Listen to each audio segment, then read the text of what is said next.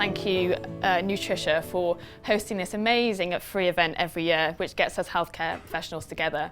So thank you and welcome. So here we are in sunny Bristol. It's not often like this, so it's a glorious day to all be getting together. We're delighted to be hosting this year, and we're here in the Engineers House in Clifton. We as Bristol Children's Hospital are so excited to be hosting. It's fantastic that this is going to rotate around tertiary centres because it means we get to share practice, we get to see what other centres are doing and hopefully learn from each other. So to start off with, I thought I'd tell you a bit about Bristol. So as you can see, the picture on the far left is a suspension bridge, Clifton Suspension Bridge. It's a beautiful structure. Hopefully you've all had a chance to see it. You can see some lovely balloons above it. So we are actually the largest manufacturer of hot air balloons in the world. So that's an interesting fact. And we're also home to one of the largest balloon fiestas as well. So every August we have this amazing event and it's quite spectacular. Next door we've got a lovely ship, so that's SS Great Britain. The first ocean liner apparently. It's now a museum and it is actually the #1 attraction in Bristol. So if you are around, please check it out. And then there on the far right, we've got the Harbourside, which is a beautiful place to go, soak up the vibrant city, have some drinks and enjoy some food. Now, other things you may not know about Bristol, but what we're also famous for is Wallace and Gromit. So Wallace and Gromit was created in a Bristol studio. So we are very excited also to have them as the face of our charities in Bristol, which help us raise millions of pounds every year to make sure that we are one of the best tertiary hospitals in the UK. Also got Maisie Williams there. Anybody a fan of Game of Thrones? Yeah, excellent. So we are very proud to have Maisie Williams, otherwise known as Arya Stark. Born and bred in Bristol, we often see her on nights out, which makes me think, you know, actually, I'm a lot safer being out in Bristol knowing that she's around. If people aren't familiar with Game of Thrones, we're also home of the infamous pirate, Captain Blackbeard. So that's also a bit of interesting trivia as well. On the far right there, we've got Banksy. So he is a world-renowned, famous graffiti artist. He has lots of artwork across the city. So again, if you get a chance, please do go check it out. Okay, and last but not least, we've got the Bristol Stool Chart. So I am particularly proud of the Bristol Stool Chart. This was created in the BRI in 1997. It is now used in clinical and research studies. It is a fantastic resource. I'm very proud to say I've had it wrapped around my neck on a lanyard for the last 10 years, and it's put me in really good stead throughout my dietetic career. So I feel very proud about that. Anyway, moving on. So why are we here today? What's the purpose? So we're here to share practice and experience. Okay, so we're going to hear lots of exciting case studies. We're going to find out a bit more about how Bristol Children's Hospital functions in our department for ketogenics. We're going to share findings and research as well. So we've got the update on the Kiwi study. We've got Emma presenting on interesting blenderized ketogenic diets, which is a very topical area. And it's also a fantastic opportunity for us to network. How often do we get the opportunity to come together in a room to share, talk about potential projects, future, where we're going. So lots of exciting things to discuss. And we'll also hear about some exciting information about genetics and where that might be sort of leading us in the future for certain new treatments potentially in the world of ketogenics. And also, as Claire mentioned earlier, we are actually starting to explore ketogenic diet for other neurological conditions as well.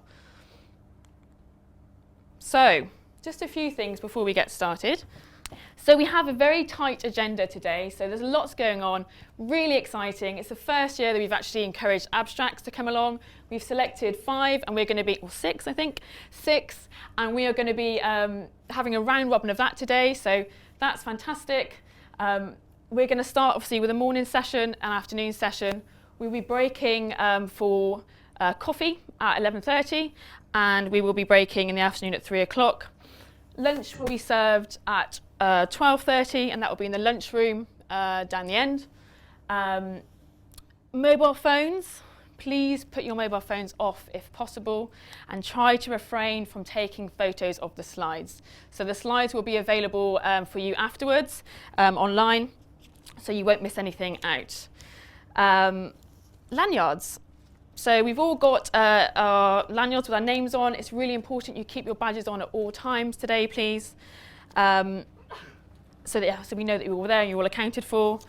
Fire. We are not expecting a fire today, okay? So if you hear the fire alarm, it is real.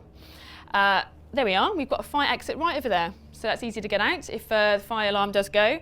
And once you're outside, if you could please just follow signs for the fire assembly point. That would be fantastic. Valuation form. So in your packs today, you will have a valuation form. It's essential that we collect those forms so we can shape future programmes. We will, in exchange, give you a certificate if you hand in your, your valuation form, and also really important to hand in your lanyards as well at the end. So thank you very much for that. If you do have any questions throughout the day or any issues, please do speak to Jackie. She's around all day and she will help you with any queries. Okay. So here we are, Bristol Royal Hospital for Children. So you can see on the left there's our building in the centre of Bristol, which is a nightmare to get to. But there we are. And on the right-hand side, we've got our Ketogenic team snuggled up there with Wallace, enjoying a cup of tea. We are quite unique at Bristol. So we are actually a dietetic-led service, which we're quite proud of. It's something that obviously it's taken a long time to kind of almost get the recognition that we do. We accept referrals from neurologists and consultants across the whole of the southwest of England and Wales. The consultants and the neurologists continue to hold that patient as part of their caseload, so it's quite unusual in that other centres will accept them onto the ketogenic neurologist. Having said that, we work extremely closely with all of our consultants and our neurologists, so we find that actually it works quite well, despite not having that joint clinic environment, or unfortunately we don't have any ketogenic nurses as well. So the area that we do cover, so you can see a map there, we inherited South Wales actually back in 2017. You can see we've got an outreach clinic now in Cardiff that we do every 3 months. We've also got outreach clinics in Torquay, in Plymouth, and in Cornwall. And we're currently sitting at around about 93 active patients on our caseload. So we're doing quite well. And I think we may be the biggest centre in the UK. Don't quote me on that. So where did it all begin? So the service actually started back in 2010. So we've been around for 9 years now, and we started with just literally 0.5 of a post, band 7. It remained that way for many years because unfortunately, as most of you are aware, it's very difficult to actually get funding and grow a service. But in 2015, we changed the structure actually of how we funded the service. And we actually started charging on a cost by case basis.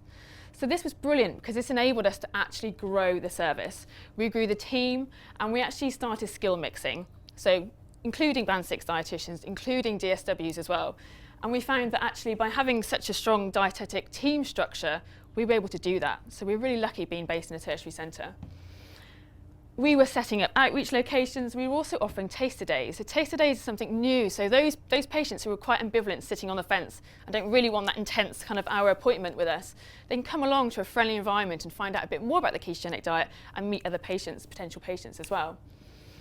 We spent a lot of time promoting the service, so as cringe as it may be, we have made appearances on TV, ITV News, BBC, we've been on Pirate FM in Cornwall, we have been in local Daily Mail newspapers, magazines, promoting the service, sharing patient stories, sharing success. Amazing at actually raising the awareness of the ketogenic diet.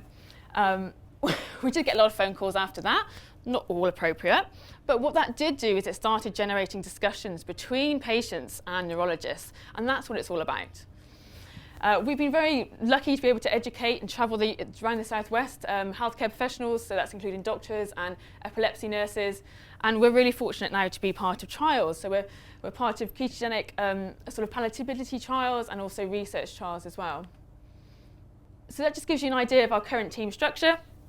So we were overseen by a metabolic band 8 dietitian.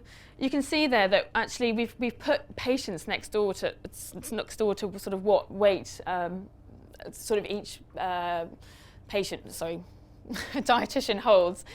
So approximately a band 7 dietitian will hold about 35 patients per person, per post, and our DSWs sorry, and our band 6 dietitians will hold around about 20 patients. We found that we've been able to hold on and take more patients effectively and efficiently since having, like I said, a wider structure in the team, but also having an amazing DSW. Things have gotten so much easier in terms of actually training patients as well with using EKM and My Keto Planner as well. That's just a slide showing you the number of referrals that we've actually received in our service. So you can see referrals have gradually risen over the years. We had a stark increase in referrals after we did all that promotion and started growing the service. We've had a bit of a dip recently, actually, so we need to get back out there again. But it just goes to show that actually, you can grow a service, and it's great to see that actually doctors and neurologists are certainly considering the diet a lot more in their patients with refractory epilepsy. So that's all from me for now. Thank you so much for listening. I hope you enjoy the day.